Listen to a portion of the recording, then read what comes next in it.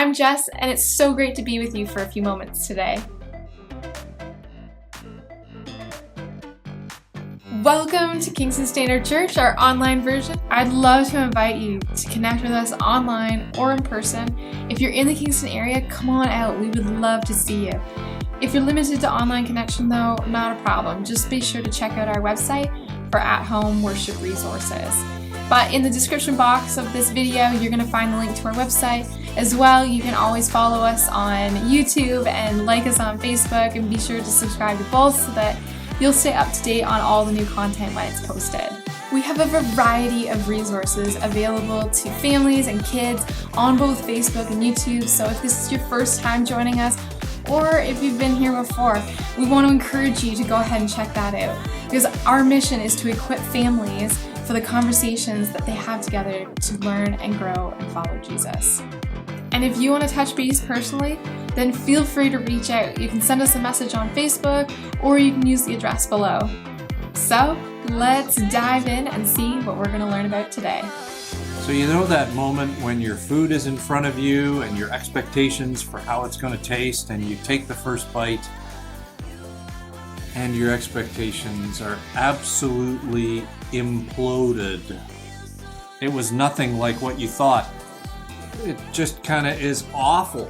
It's not subpar, it's not unimpressive, it's just bad, and you almost feel like you want to scrape the taste off of your tongue. Now, my wife is an absolutely fantastic cook. That's why this memory we were talking about recently is so unique and so out of the ordinary. When we were first married, just under a year, we were trying something creative with leftovers. And so in the kitchen, she was kind of adding a little of this and throwing a little of that into it and throw a little bit of this and etc. And so we sit down to eat, and we both kind of take a first bite, and I don't say anything, and I could see by the look on her face that it wasn't really resting all that well. So I kind of took another bite, and I was like, oh, I don't think that's very good. And she's like, yeah, I don't think that's good at all. I think we're going to have to eat out tonight. And I'm glad that she thought it was awful too. It was one of those things that was like, well, we tried that and failed, but you know what? We'll know better another time. Well, it would have been awkward if she would have loved it and I would have hated it. You know, I can remember that because it was so, like I said, out of the ordinary. It's so isolated. It's never happened since then. But we've all had those experiences where something left a bad taste in our mouth. It could have been food, or sometimes it's some other type of experience altogether that leaves that bad taste. As we get into the scripture today, that bad taste is a little bit like what James is talking about related to our life of faith. See, the people he was directly talking to and wrote to in the particular day, well, they were mixing a whole bunch of different things into their lives as they followed Jesus. A little sauce from their culture, a little seasoning of their personal agenda, a little blend of the life that they lived before they were following Jesus. And they all genuinely thought that they were doing great. So James is kind of stuck in that awkward moment we mentioned earlier, like, it's really not that great. James, like a bit of a taste tester here in chapter 4, says the result of the way your life is tasting is really not good at all. And he has some strong things to say about how bad the taste is that's being left as a result of their faith. Let's look at James chapter 4, verses 1 through 17 and check out what we mean. What is causing quarrels and fights among you? Don't they come from your evil desires at war within you?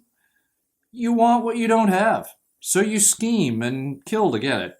You're jealous of what others have, so because you can't get it, you fight and wage war to take it away from them.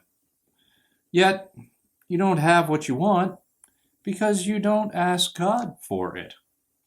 And even when you ask, you don't get it because your motives are all wrong. You want only what will give you pleasure. You adulterers, Don't you realize that friendship with the world makes you an enemy of God?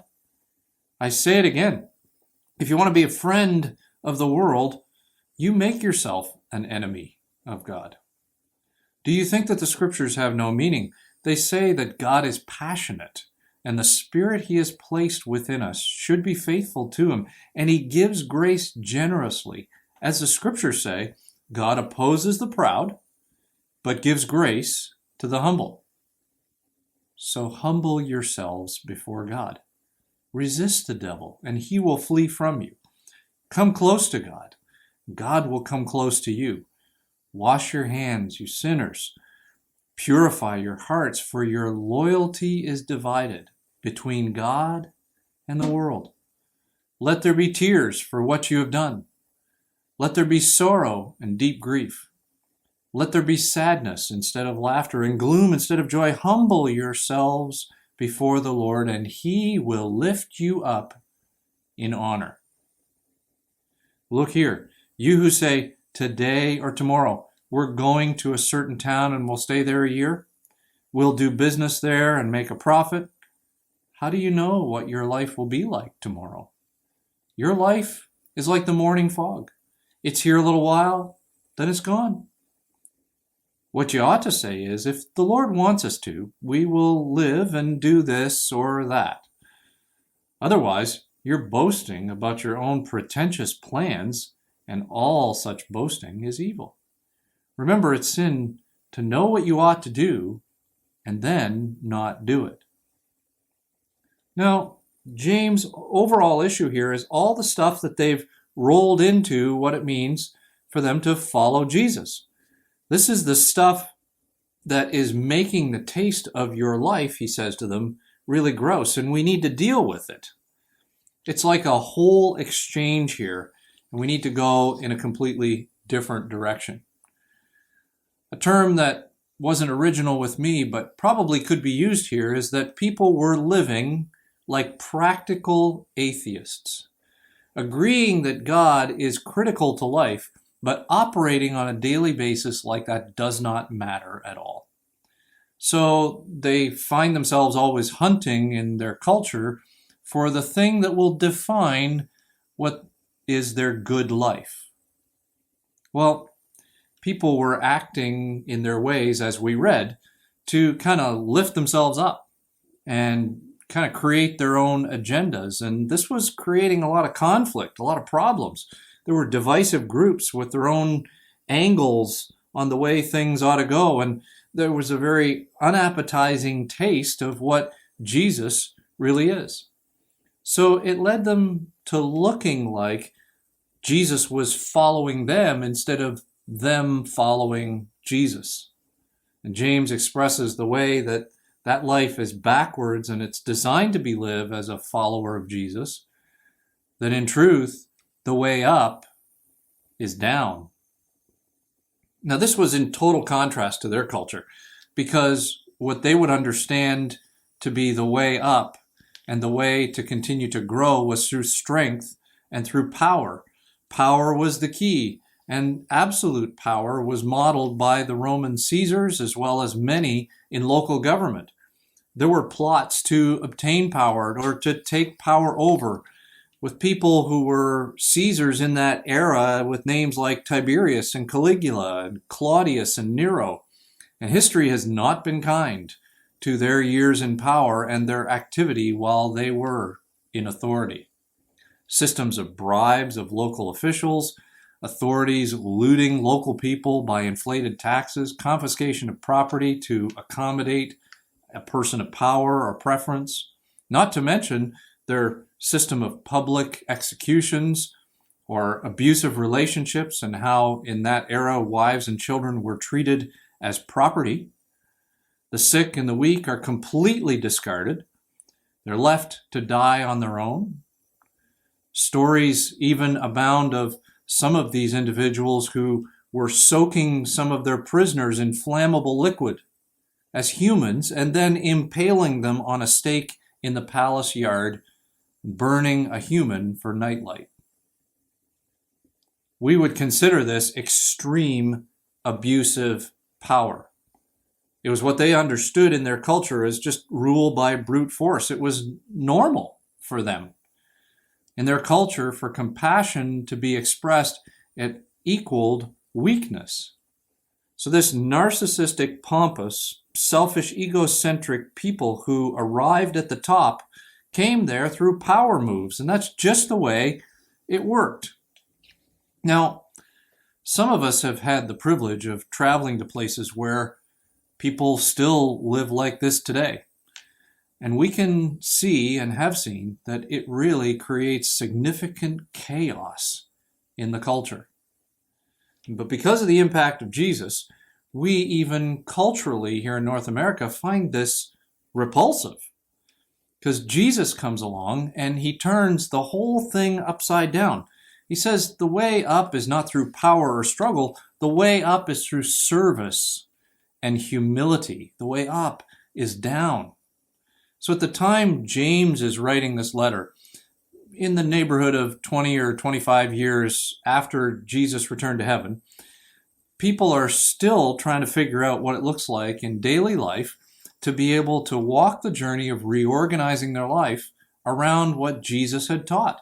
And James is really helping these followers of Jesus to wrestle with their daily actions so that what they say and what they do really do line up with life in the kingdom of God.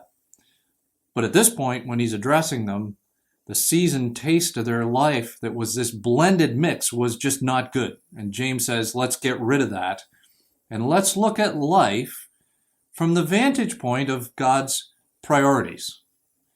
Well, James says the things that you're striving for, control and power and influence, they're causing division. They're causing all kinds of fighting and relational messes. And he encourages them to go to the tough place to explore their priorities. Even in our culture, priorities can cause division for us. Even fighting or relational messes, chaos in our lives and beyond. So how would they or we even start to look at our priorities? The real ones, not just the ones that are the right answer. What are our priorities? And we list them out, but what are the real priorities? And how would we figure out what we really believe by the way that we act? I'd like to suggest to you that for us in North America, something that really does get down to our priorities is the way that we use money, use time, and expend our energy in life. Now, these three really can be tools that direct and honor what God is doing, or they can be things that we exploit to achieve our own personal ends. So, if you are willing, let me encourage you to consider what it might mean to really drill down and discover what your true priorities are. What if you looked at your bank account for the last 20 to 30 days and saw where the bulk of your money is being spent?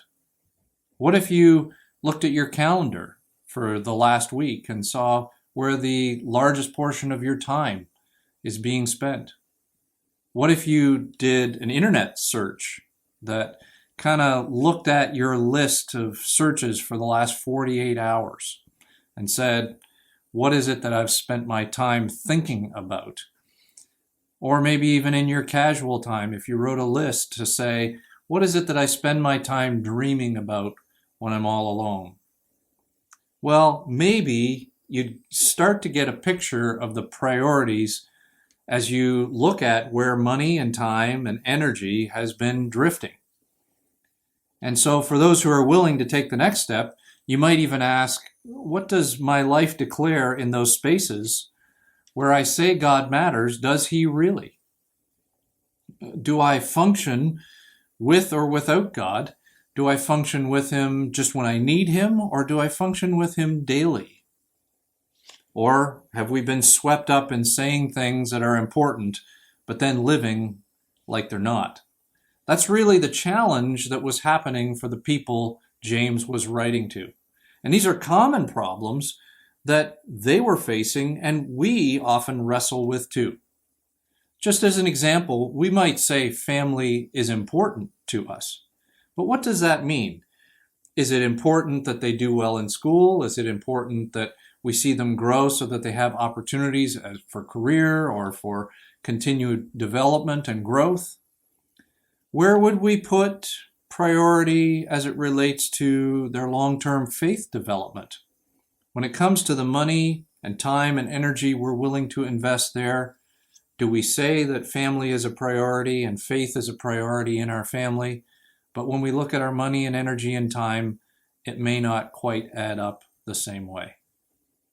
You see, the problem we all encounter is this long-term effect of a mix in our lives, naturally, of selfishness, and then we kind of find ourselves, because we're used to our own culture, pursuing that cultural success. And because that's what we're used to, we just kind of figure that's normal. But James warns us that this can lead to chaos in our lives and in the lives we impact. It can happen to us just like it did to the people James was writing to. And when it flavors our lives by blending all of these things together, well, maybe that's a moment where we need to be reminded to humble ourselves before God and to live a life where the way up is down. James is imploring them to examine their priorities, and we can too if we choose to. But he also looks at things and develops a conversation around practice. And he says to the first century audience, he says, you know what, you kind of have your own definition of what works for you in faith. It's as if they were cherry picking the things that they liked about following Jesus and then kind of ignoring the rest. A little bit like, you know, I really don't need you over here, God. I think I've got this all figured out, but I need you over here. You know, I want you to stay out of that because that's my territory. Reorganizing faith around what we like instead of around the whole of Jesus' teaching, boy, that can be challenging and easy to fall into because there are things that are a part of Jesus' teaching that are less than comfortable. Putting life with Jesus into practice is humbling. Choosing to allow God to describe what is right and wrong with us, and then allowing Him to work and change in our lives, things that sometimes we may think are fine, stuff we even like for that matter. But reorganizing our lives around His teaching instead of our preferences means allowing Him to shape us and humbling ourselves, allowing Him to be in charge of the whole process. An image that helps me kind of work with that as it relates to understanding this part of faith is to think of my life as a house and inviting Jesus into the house. He starts to look around as a house guest and maybe he's a little bit nosy, but you're kind of like, well, you know, I have friends that are a little bit nosy too. But then he gets tinkering. And so he no longer starts to act like a house guest. He picks things up and you're kind of like, oh, wait, please don't touch that. Leave that alone. I really have that there for a purpose. He's no longer acting like a guest because then he offers to maybe clean something. And you're kind of like, well, that's fine. That's very courteous of you, but I don't want you to go in that room over there. Then he might try and repair something. But then he pushes it and he really gets on your nerves and he wants to renovate.